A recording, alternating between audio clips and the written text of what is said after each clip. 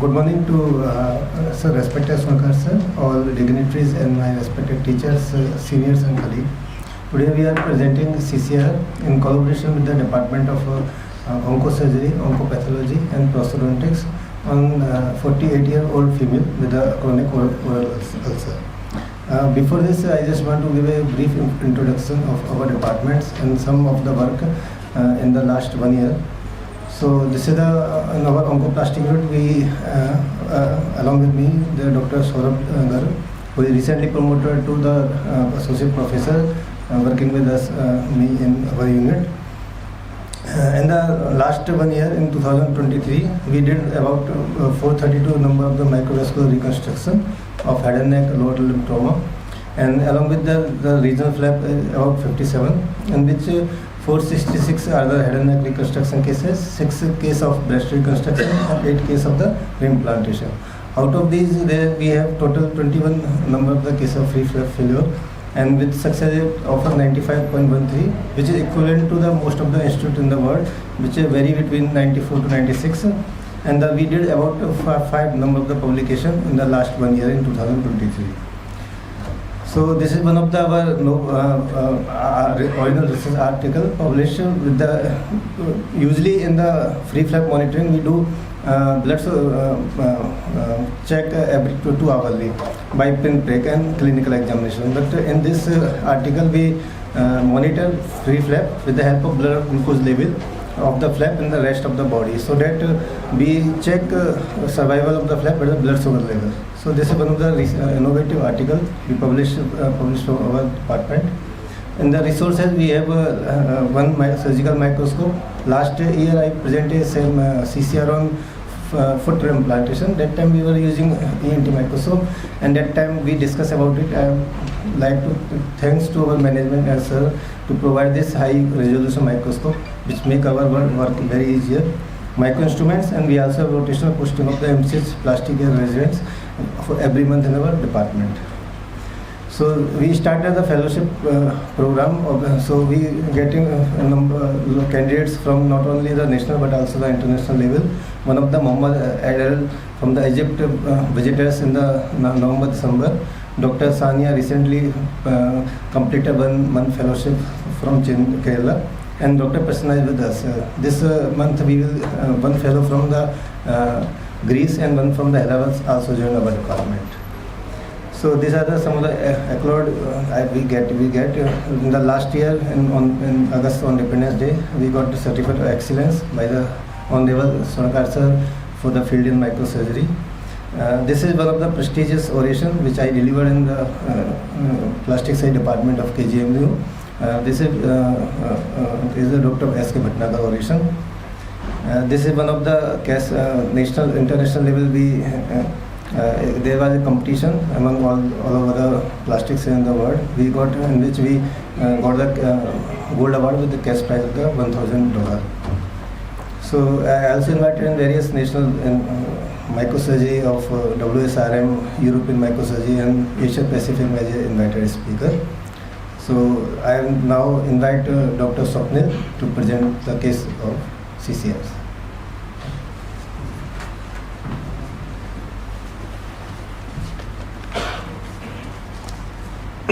Good morning, respected faculty, teachers, my colleague and the Mahatma Gandhi family. Myself, Dr. Swapnil from the Oncosurgery department, presenting the case 48-year female with the chronic oral ulcer. 48-year pleasant lady, tobacco chewer, homemaker, come to Mahatma Gandhi with the ulcer left side inner cheek for the 8-month duration, swelling left side of the jaw for the 3 months. Patient was apparently asymptomatic before 8 months. Then she developed a small ulcer at the left inner side of the cheek, which was initially small in size and gradually increased in size up to the present size.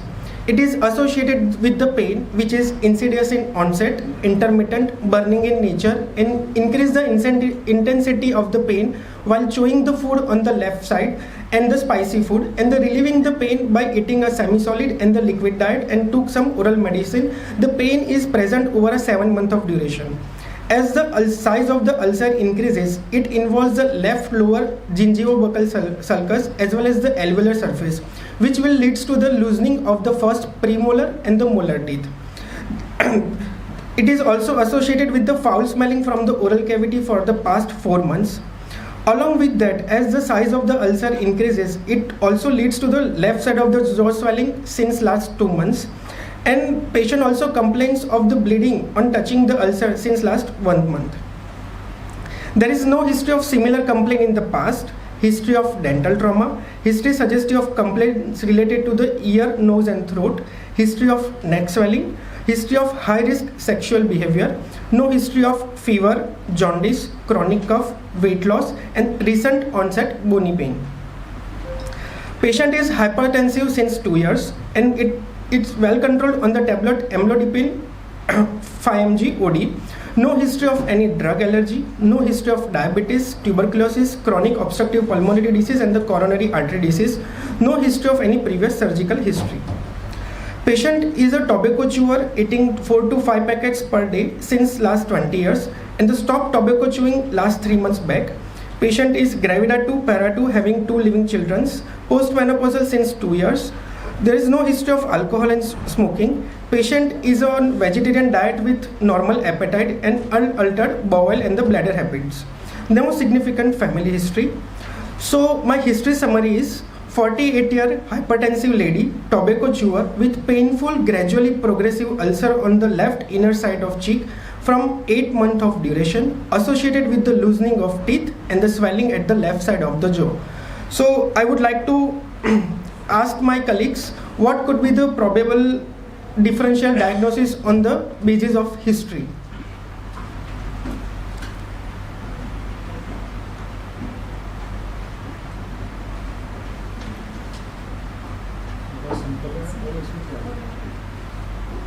Yes, yes.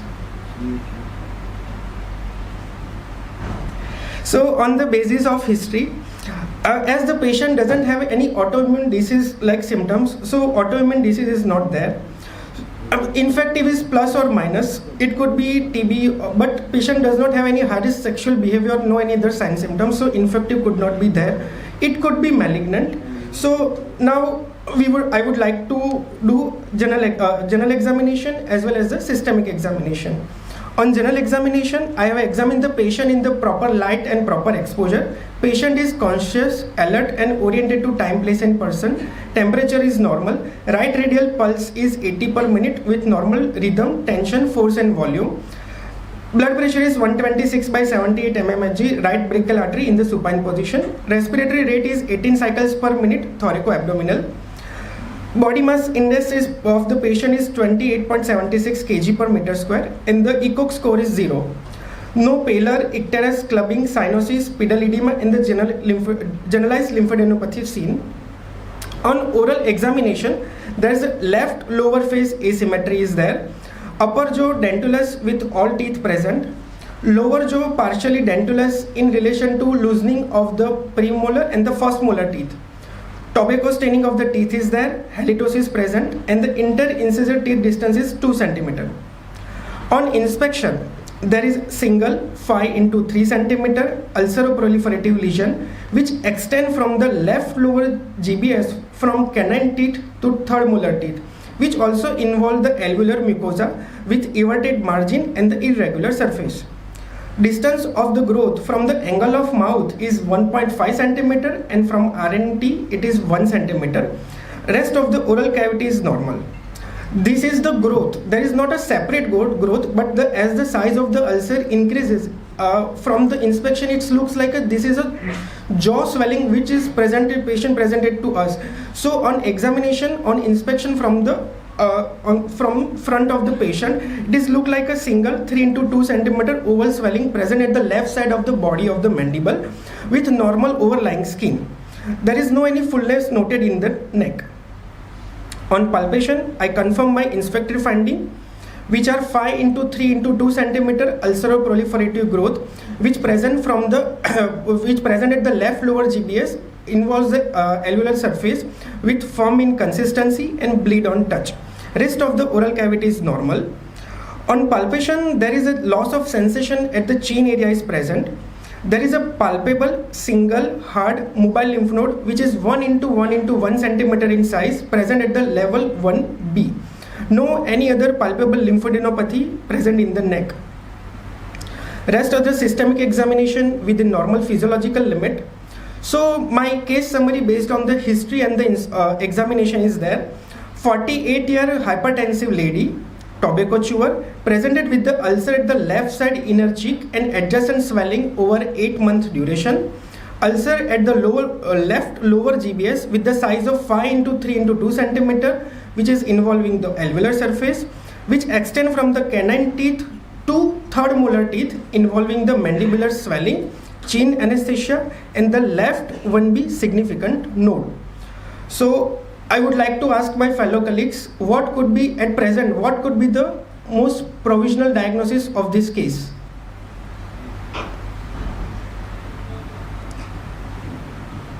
So based on the history and the examination, what are the findings that favors the malignancy?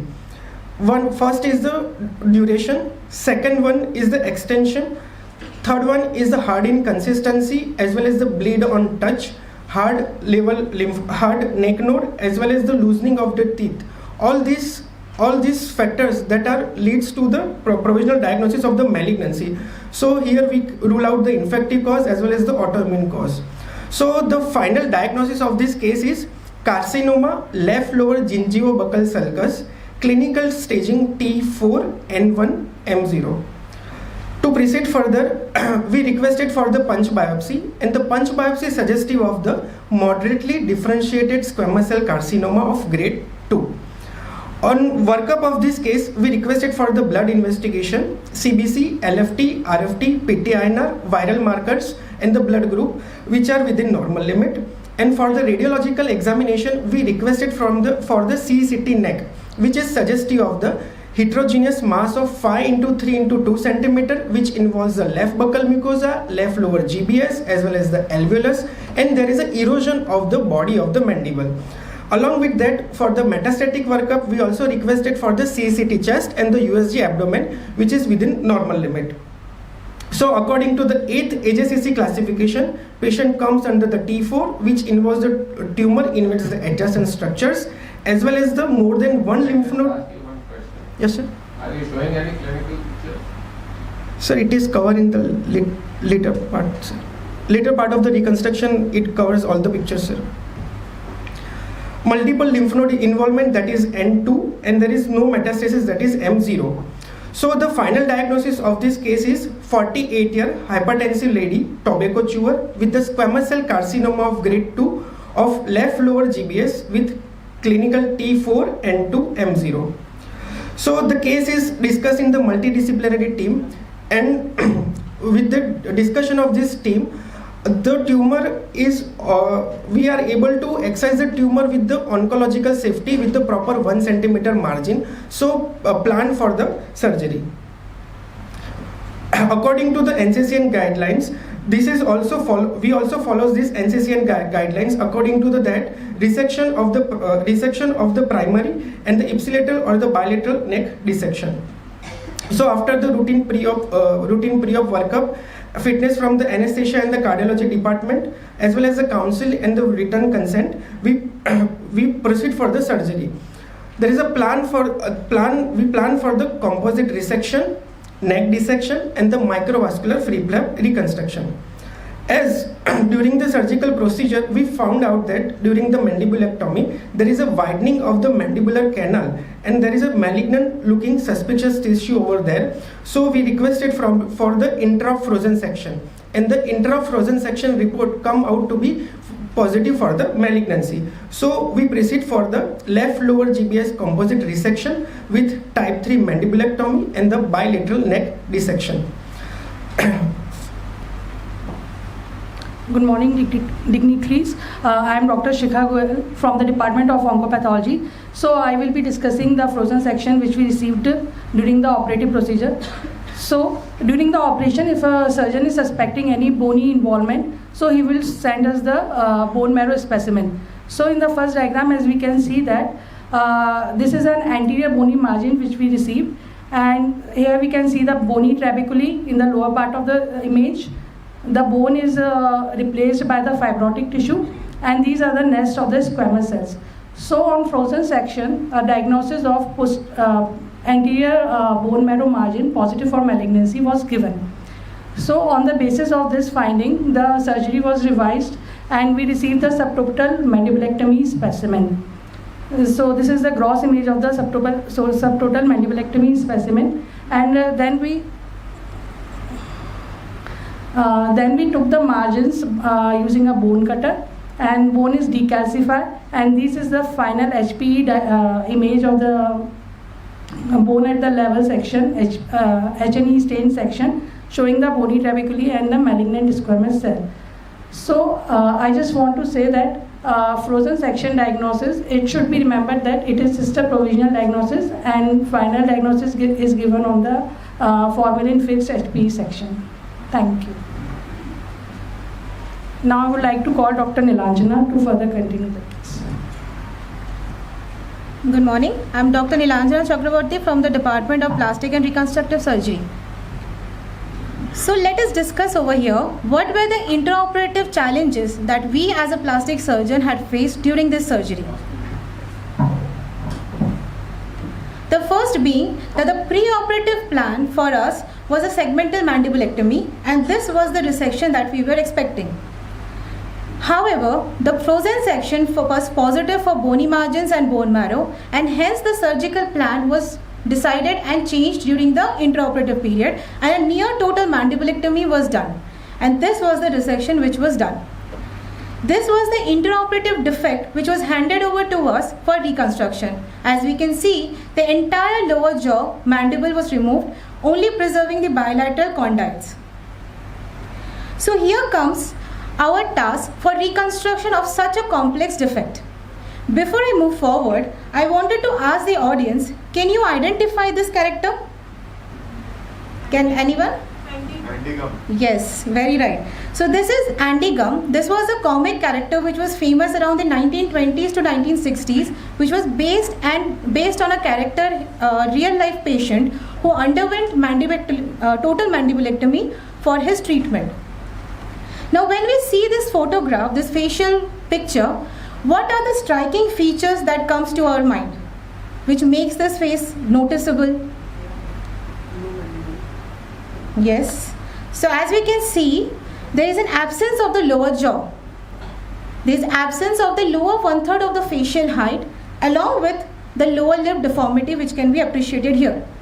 So when such a patient comes to us, this is defined as an Andy Gum deformity. The patient will come to us with complaints like excessive drooling, difficulty in chewing, airway will be compromised, and aesthetic issues are there with the patient. So in our patient also, in order to prevent such a Andy Gum deformity, it was very important that we went ahead with a meticulous planning for reconstruction. The surgical options that were available to us for mandibular reconstruction includes either we go for prostheses and implants like reconstruction plates, titanium prostheses or Dacron meshes, or we go ahead with autologous bony flaps.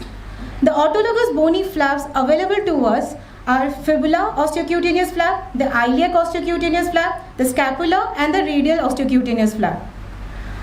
These are the photographs of the prostheses that are available to us. But after planning for this particular patient, looking at the defect size and the functional implications which are associated with the patient, the best option for us was to go for an osteocutaneous flap. And the osteocutaneous flap of choice for us was the fibula osteocutaneous flap. So why did we go ahead with a free fibula osteocutaneous flap? Firstly, the bone length that can be harvested in a fibula ranges from 25 to 30 centimeters, which is enough for a reconstruction of mandible.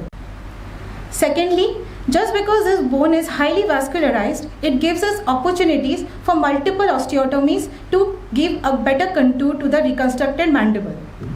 Thirdly, the donor side mobility is less in case of a fibula as compared to the other options available.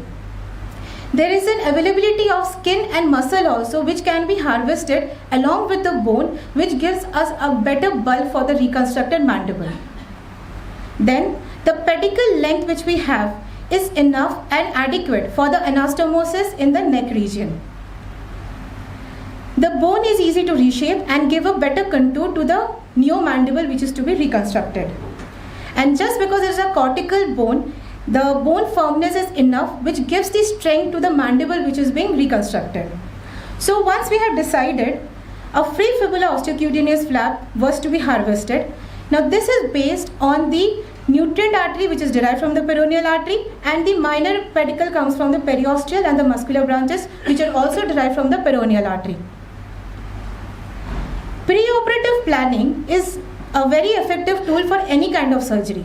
In our case, what we do is we mark the perforated vessels in the patient beforehand using a handheld Doppler. For this, what we do is we mark the lateral malleoli and the head of the fibula. The fibula is marked and the posterior border of the fibula is identified.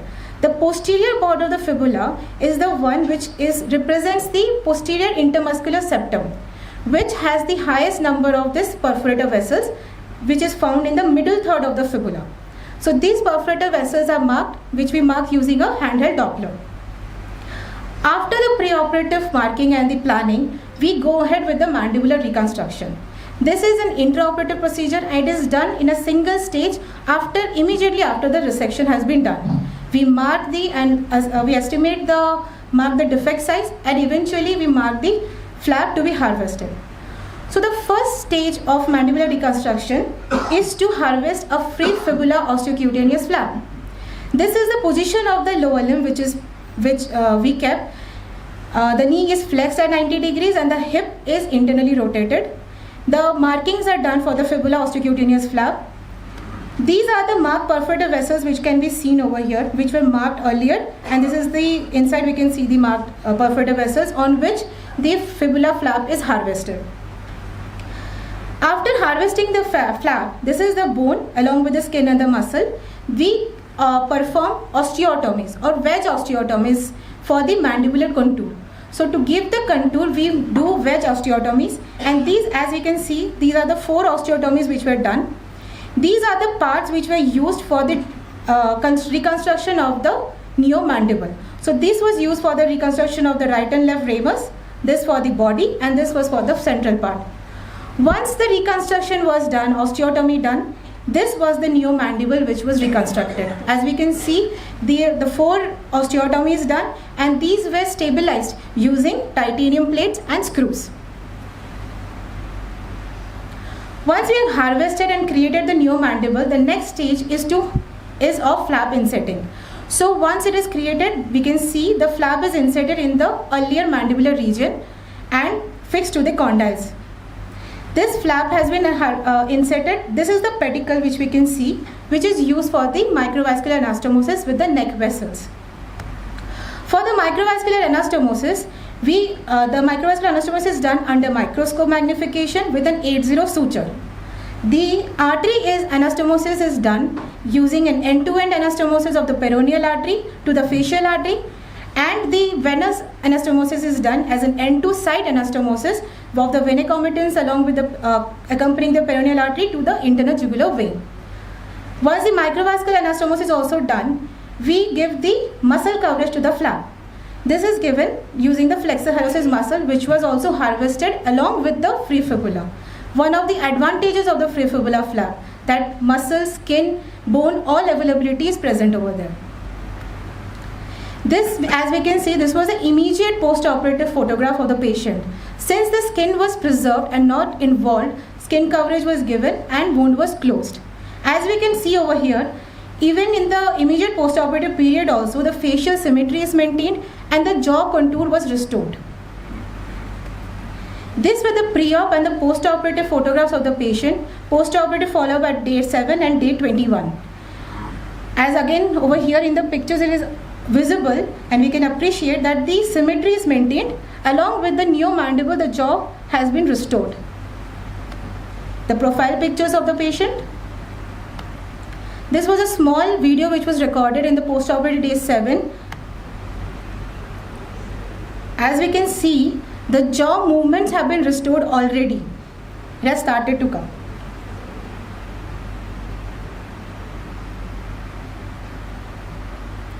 This was the post-operative OPG that we had taken.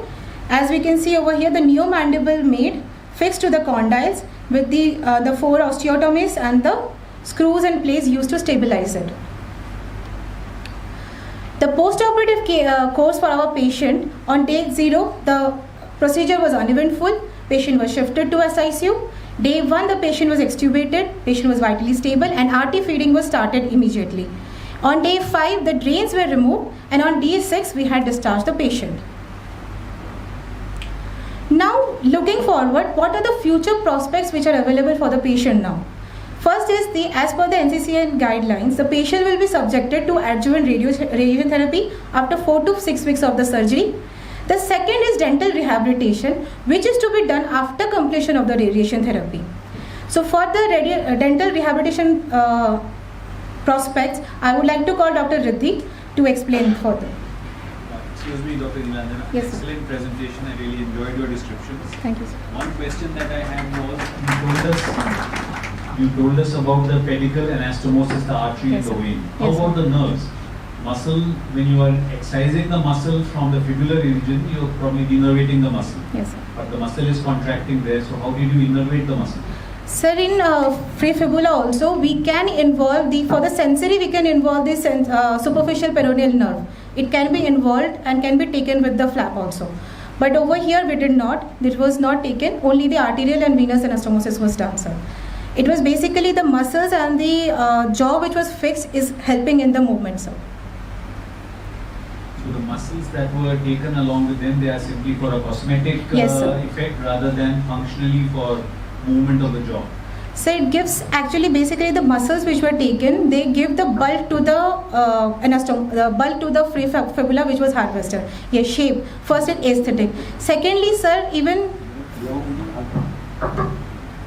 muscles are taken there along the artery only. Rest of the area is removed. So the muscle cuff. The muscles cover the bone. That is very important because patient has to undergo radiation. If the bone is exposed just below the skin, there are high chances that the patient can go osteoarthritis. So if the muscle is there, it gives bulk and cover and protection. yes. Thank you, sir. My question to oncology, if it is an R0 resection, then why adjuvant radiation? This would obviously not be an R0 resection. We didn't show the final histopathology, but the Yes. node was positive, and the node was this is N2 disease and T4 disease. So anything more than that will require no, sorry, it is an R0 resection from that point. Yeah. But it will require radiation because of the staging.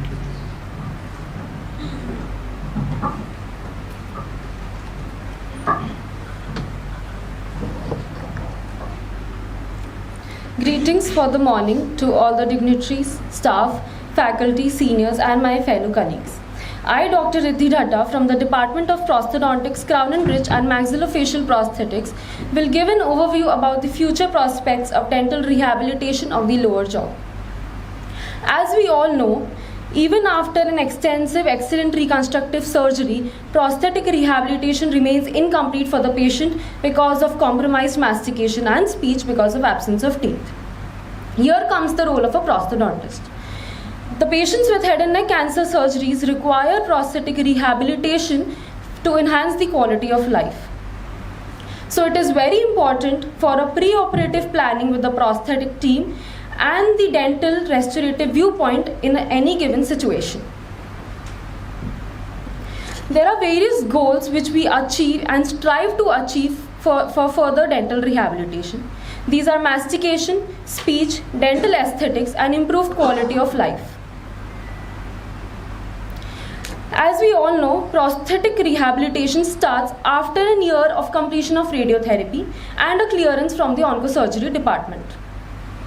We need to preserve the soft tissue graft as for the enhancement of the tissue survival and the treatment success. Prosthetic rehabilitation consists of two, the removable prosthesis and the fixed prosthesis. Removable prosthesis, as the name suggests, The patient can remove the prosthesis himself. It consists of two, conventional dentures and the implant-supported dentures. Conventional dentures are acrylic-based prosthesis with artificial teeth over it. It takes its retention, support and stability from the anatomical landmarks of the mandible, soft tissue and the physiological functioning of the tongue and saliva. Implant-supported dentures are not only conventional dentures but enhance their retention from the implants placed in the mandibular symphysis region. Fixed prosthesis consists of the hybrid prosthesis, which is the new advancement in the prosthetic rehabilitation. These are titanium frameworks with acrylic and artificial teeth over it, which are retained through multiple implants within the mandible. The procedure as follows. In the surgical phase, which is the phase 1, the implants are placed within the mandible, covered with healing screws. In the second phase, which starts at the 4 to 5 months of osseointegration phase of the implant with the bone, the transmucosal abutments are placed and either the conventional impressions or the digital scans are taken. The third phase is the prosthetic phase, where the final screwing of the prosthesis with the implant takes place.